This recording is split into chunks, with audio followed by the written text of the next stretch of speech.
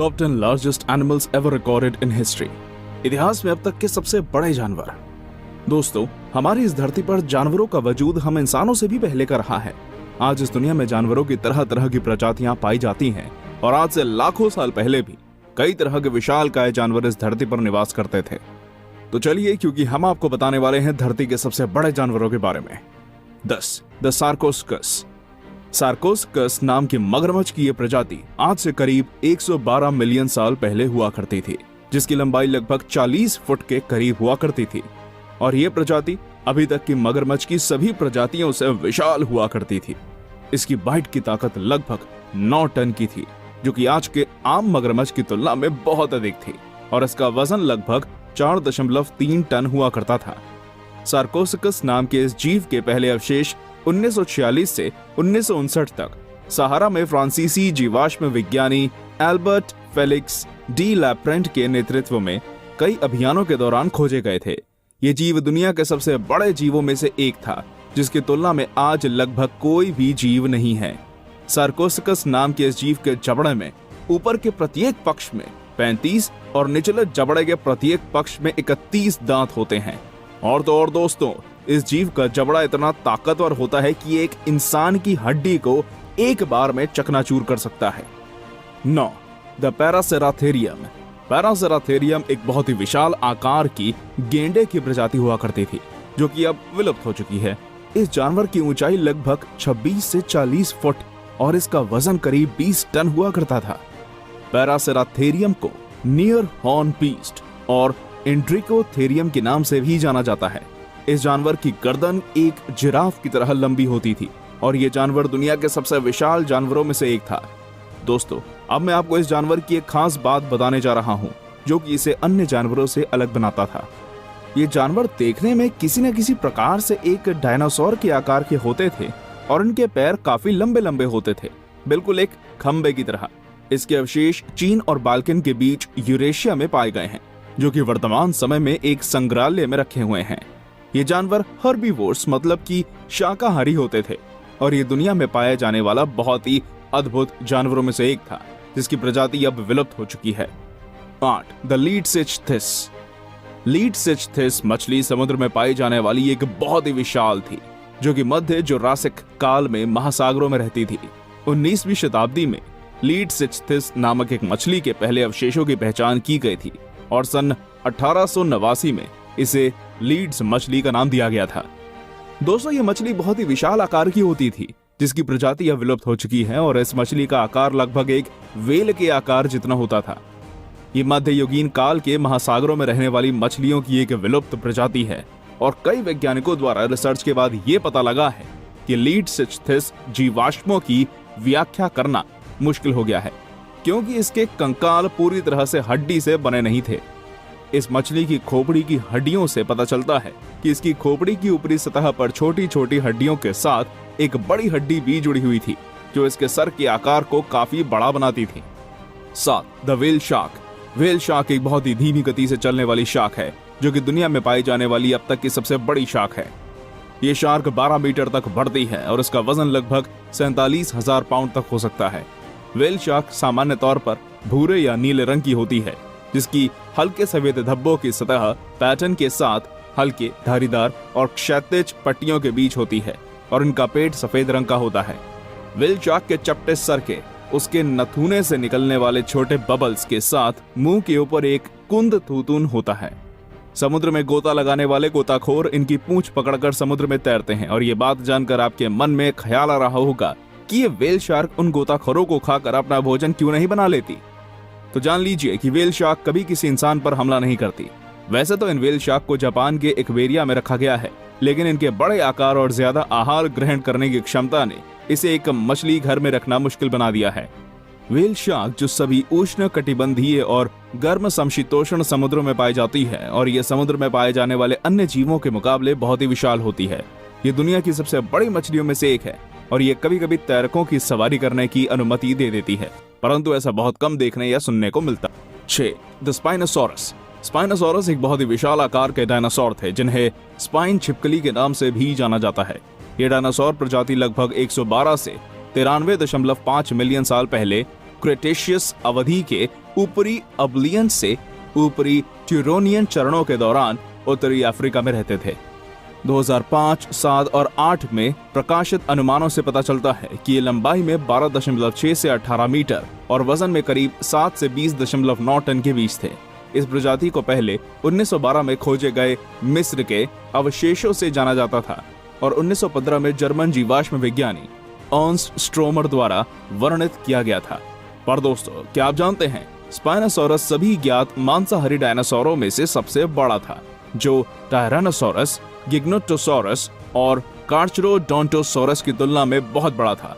अपनी खोज के बाद से स्पाइनोसॉरस सबसे लंबे और सबसे बड़े थेरोपोड डायनासोर के लिए एक प्रजाति रहा है। इसकी खोपड़ी में एक संकीर्ण थूथन था जो घने दांतों से भरा हुआ था और जिसमें सीरियरों की कमी थी।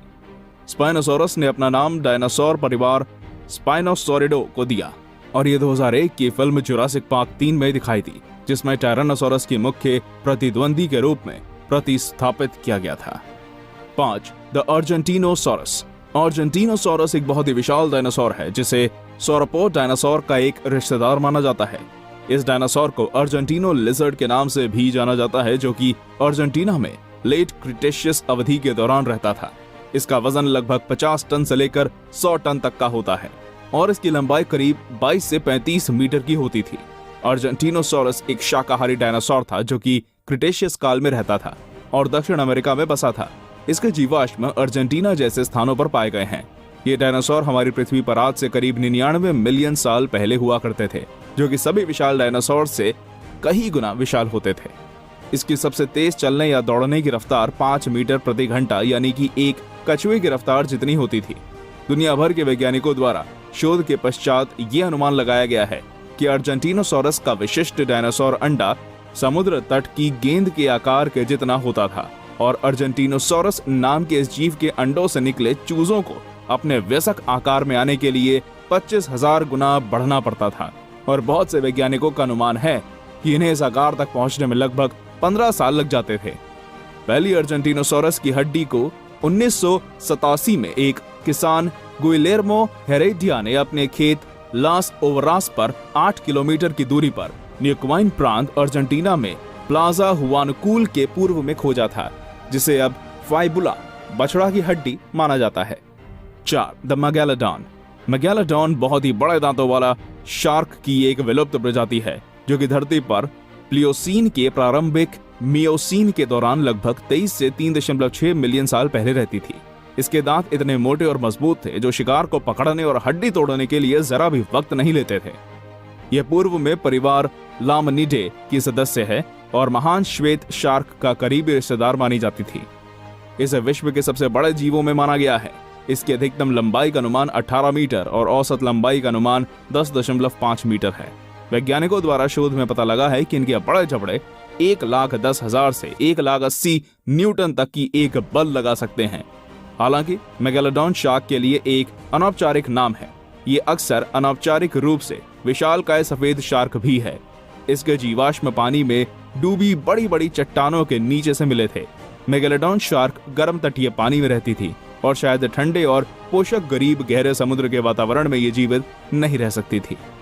ये भी विलुप्त प्रजातियों की मछलियों में से एक है जिसके अवशेष की जांच के बाद इसे मेगालोडॉन नाम दिया गया। 3. The blue whale. Blue whale वर्तमान समय में समुद्र पर पाई जाने वाली सबसे बड़ी मछली है। ये एक समुद्री स्तनपायी है। इसकी अधिकतम लंबाई 30 मीटर है और इसका वजन लगभग 173 टन है, मगर 190 टन के वजन तक पहुंचने के बाद ये अब तक मौजूद सबसे बड़ा जानवर है। ये एक असाधारण और बहुत ही विशाल मछली है जो कि हर महासागर में पाई जाती है।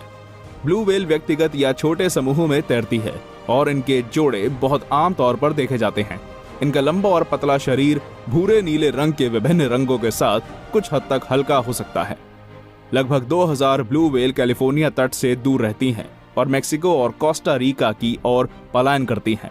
जब ब्लू व्हेल का बच्चा पैदा होता है तो वो लगभग 7 मीटर लंबा होता है और इसका वजन लगभग 2722 किलोग्राम होता है, जो कि एक इंसान से आकार में 8 से 9 गुना तक बड़ा होता है।